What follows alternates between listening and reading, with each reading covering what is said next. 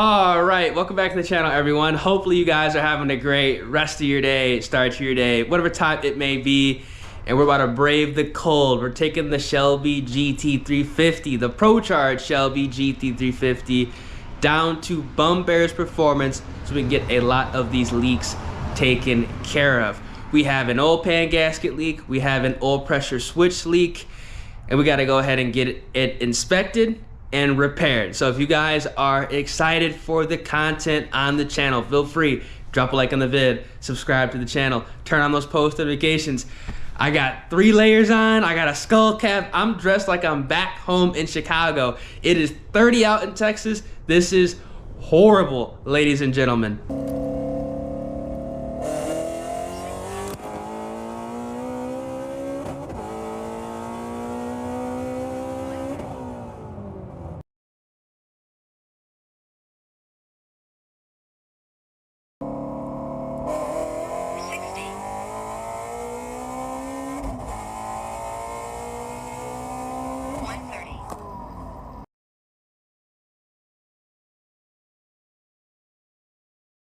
But shortly after, I actually started to smell like a slight burning smell. So I immediately pulled over, and as you guys can see down here, we do have some oil. Now, I don't know how well it's gonna pick up on camera. I have my flashlight with me, but the oil pan gasket is leaking 100%. This is exactly what happened a couple months ago. Same symptoms. You see it on the under tray right there. There was a little on the belt which I wiped off. I always keep, you know, paper towels and stuff with me. If you get under the car, you can kind of see it dripping right there coming off the under tray. But I was able to wipe up as much as I could, kind of under here where the filter is. You can see the oil pressure switch up there that had oil on it, which I think is leaking as well. So what I'm gonna do right now is drive this car home very, very carefully. I don't know if y'all could see it, but we definitely have an oil pan gasket leak. I'm trying to get my GoPro down here, but we will 100% have a leak. So we're gonna go ahead and get this all situated. You can definitely see it. You can see that little puddle of oil on the mat that I have down. I actually went ahead and leaked off the side because I must have parked the car at a little bit of an angle. So it kind of, you know, leaked to the right and then down. So we're definitely gonna go ahead and get this car inspected. Oh man, I'm gonna drive this car very, very softly up to Bumbera's, and hopefully we'll get it back within like a day or two. I'm not too sure. I know they're trying to go ahead and squeeze this car in because they got a lot of big builds going on right now. The Texas 2K crunch time is here, y'all. It's here, and it's the beginning of January. Everybody's trying to get their car done for Texas 2K. Right now is probably the worst time to build a car because everybody is booked, absolutely booked. So let's go ahead, get over there. I already got the trunk loaded up, and we're gonna be on our way.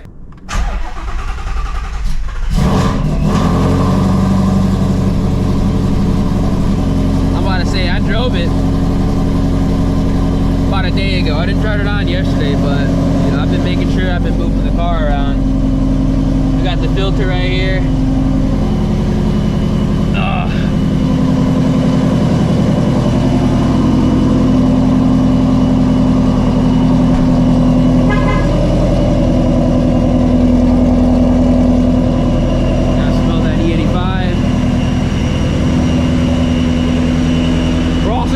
Get the ProCharger oil changed, and I'm gonna have to take a look at the tensioner as well. We're doing a lot of maintenance.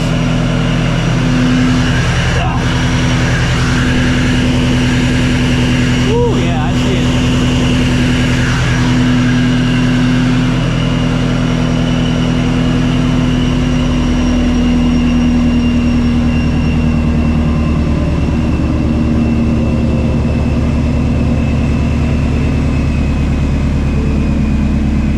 God dang.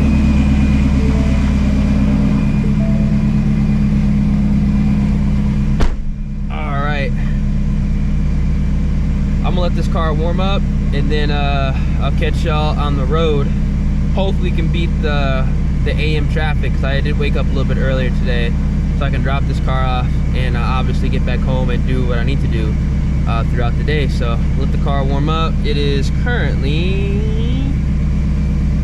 what is the oil temp at? 73. God, yeah, we gotta go ahead and get this car warmed up. So give me a little bit, y'all. One eternity later. All right, we are on the road, headed down a little bit more south to Bumbera's Performance. Now, there has been a change of plans as far as what I'm gonna be doing with this car, weight reduction wise. Now, in a previous video, I was speaking about doing a tubular cam member. I was gonna do a BMR cam member. Now, after speaking with Boyd, which I'm really glad I did before I actually bought the cam member, because I would have 100% returned it. With the cam member on the Shelby GT350, I believe it's the same on the S550s as well. You actually lose the kind of under tray, which protects the old pan, the old filter, as well as a couple of other sensors that these cars have. Now, for me personally, because this is a 2016 Shelby GT350 and I do have on the spin-on filter, and considering the fact that this is not the first time, but the second time that I'm gonna have to go ahead and get this oil pan gasket replaced, I'm not really comfortable going ahead and removing the under tray, because I drive this car quite often. This isn't a garage queen, obviously. You know, I like to take this car out to Mexico. I like to go ahead and drive this car, you know, to get groceries. I like to drive this car to Cars and Coffee. I like to drive this car, you know, on cruises and whatnot. And with the Texas roads being the way they are, some areas it's good, some areas it's just really, really bad. I mean, really bad. Hi, officer. I just don't want to go ahead and lose that under tray, because it does protect quite a few very important items on this vehicle. And if things get damaged, I mean, the maintenance bill is quite high. So I'm definitely not going to go ahead and do that. I mean, yes, the 70 pounds weight reduction would be nice, but I'm going to go ahead and make up for that in other areas that are, you know, inside of the car, where, you know, it's not going to necessarily be impacting, you know, an area that needs to be, you know, taken a look at. So that's why I'm not gonna go with the cam member. So yeah, now oh, another cop right there as well. They out, because it's cold, bro. People are just not thinking straight out here in Texas. I'll tell you that right now. People are not thinking straight. People are rushing. People are driving fast. These roads could be iced up, and I don't know why people are tripping. Like, you know, it's 60 degrees outside, it's 30 out. People are, look at this, man. People are flying.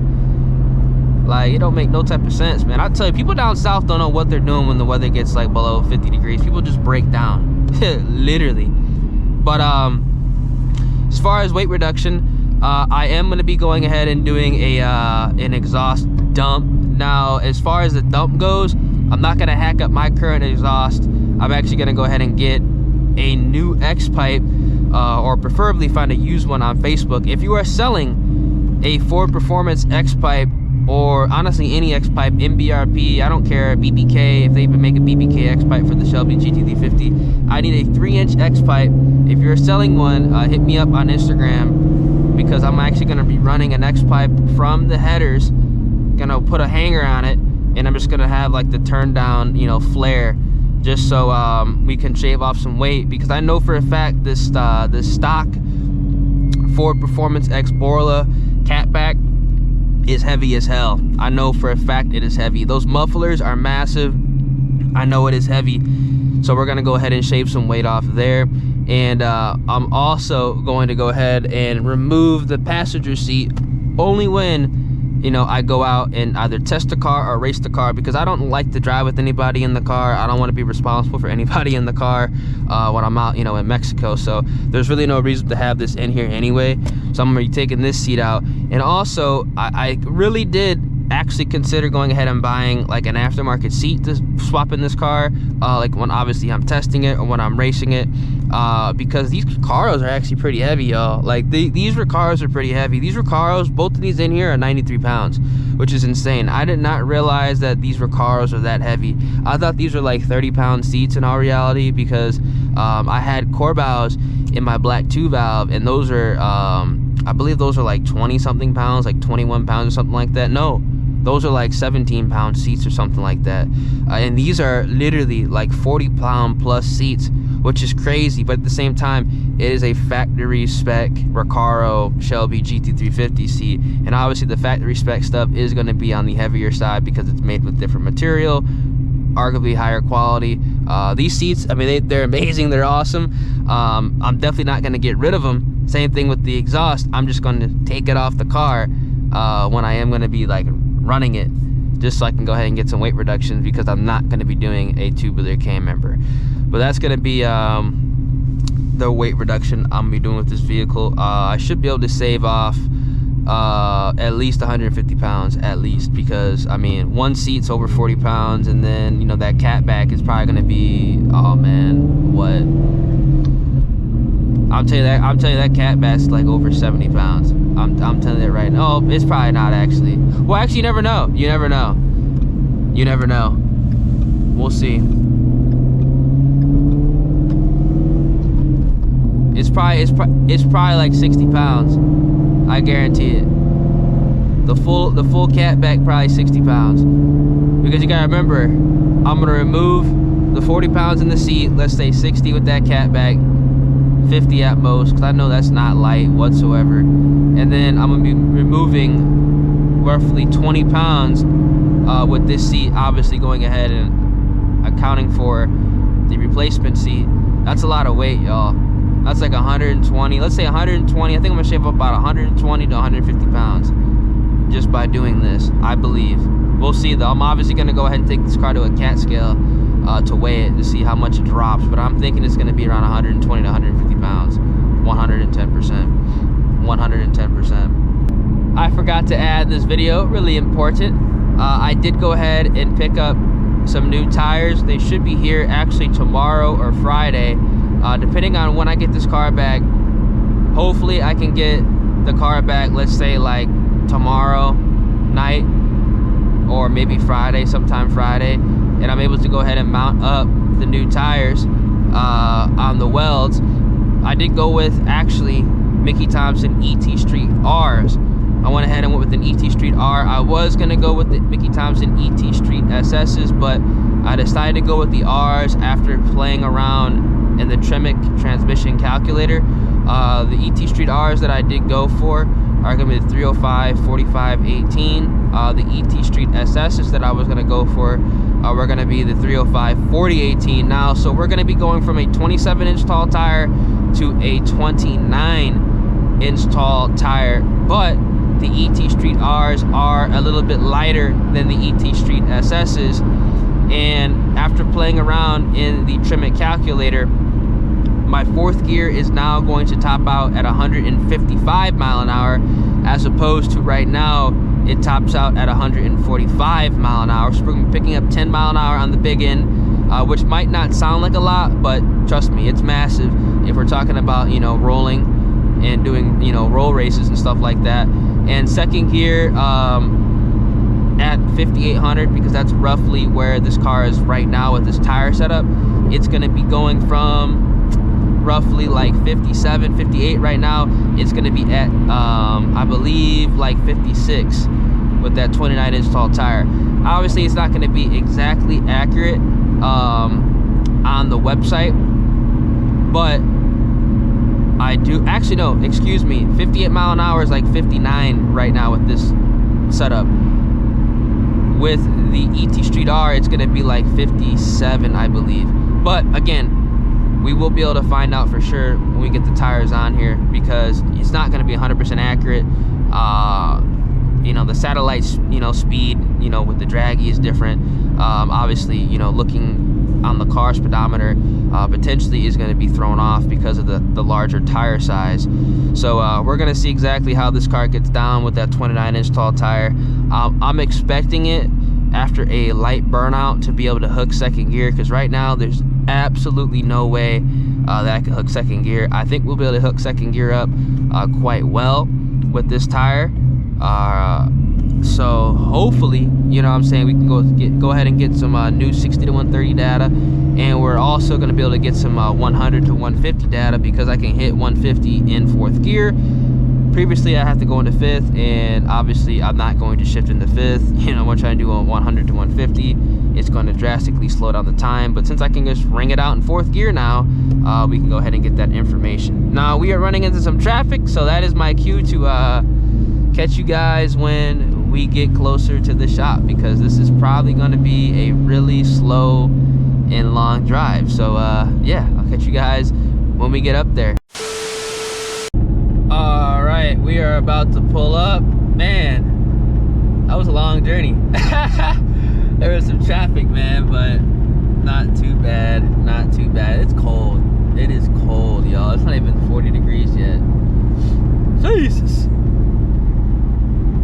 Jesus.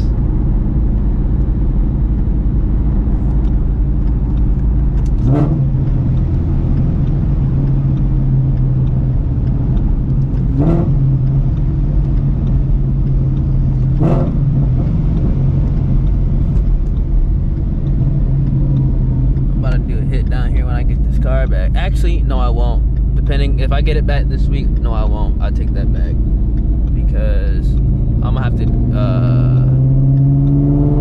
put the ET Street R on first. I'm not even gonna try. I'm not even gonna bother. So I'm not gonna lie, I went out like 2 days ago just to see what the car could do in 30-degree air. I was gonna do one hit, and like the car legitimately, like it crossed completely. Like if I was to do a hit, it went like, and I was like, nope, forget it, and I left in third gear. So yeah, I'm not doing any more hits until I get an ET Street R on this car, because it's dangerous. I mean, a lot of people will say, oh, it's only making 800 horsepower. Guys, like 800 horsepower in an S550 is actually pretty sketch when you don't have a proper tire setup on it. It gets sketchy real fast. I don't think people understand that. You know, we're all so desensitized to horsepower now. You know, like, oh, 800 horsepower isn't shit. It's not fast. It's not a lot. Which in all reality, like, I get it. Like, nowadays, it's really not a lot of horsepower. But when you don't have the right tire setup, 800 horsepower is pretty fast, man. Like, it gets down. it gets down, ladies and gentlemen. We're about to pull up right now. Gonna drop this car off. I'm about to get an Uber back home. That's gonna be kind of expensive, I think, especially because it's cold. But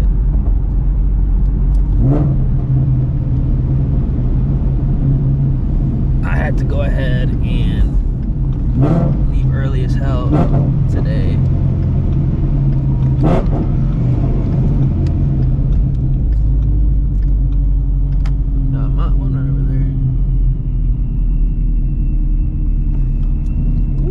Mach's nice.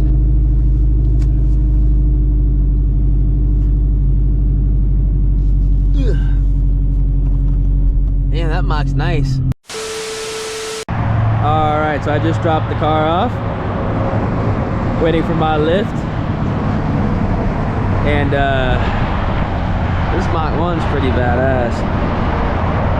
At first I was like, ain't no way I'ma fit an ET Street R on my car. But he's running a 50. Damn. Belix 315 5017. That is a big ass tire. Wow. Oh, he's got TBMs in the front too.